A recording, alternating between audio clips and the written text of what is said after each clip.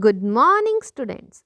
Today we are going to read a beautiful poem about the tree.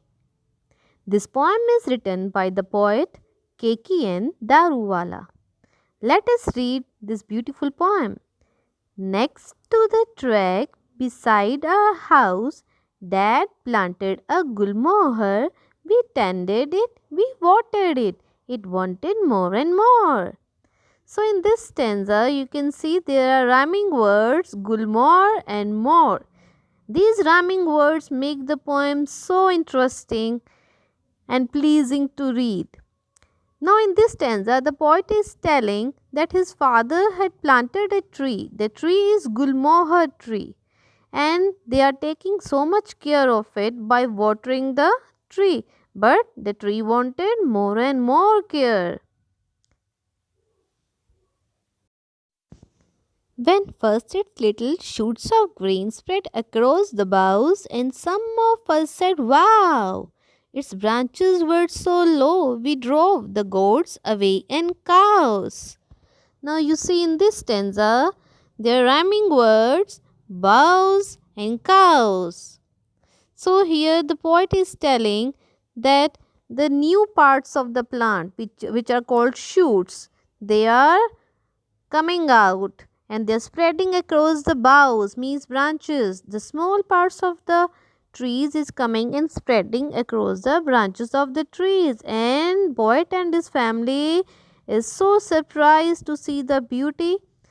But because the tree is very new, so the size of the tree is now small and its branches are very low.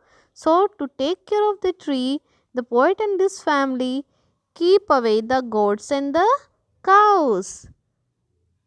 Let us see the next stanza. It really kept us on our toes. A baby tree needs care. Next year, the green first changed to leaf. It turned into a red roof tree, a thing of beauty rare.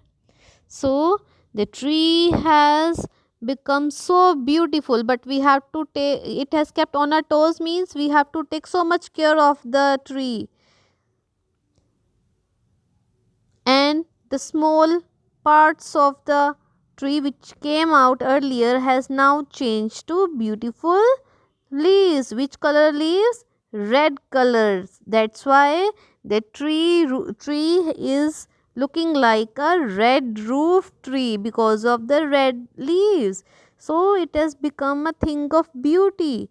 So it is so beautiful, which is very rare to be seen. So in this stanza, you can see the rhyming words care and rare. Underline this, all the rhyming words, and let's see the next stanza. It never spoke to us, of course. It just spoke to the winds and now and then waved to the skies, but it gave us everything. So, in this stanza, the poet is saying the tree, though it never speak to us, but we can see it is speaking to the winds. Why?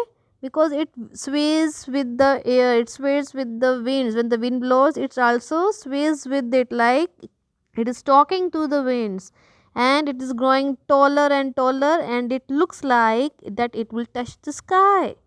And the tree, but the tree has given us everything.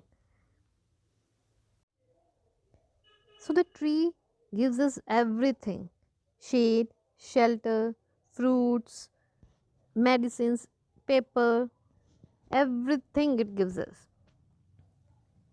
Now see the next last stanza. Its falling flowers and its shade, they covered half the track. It sheltered us from sun and rain. The tree had paid us back.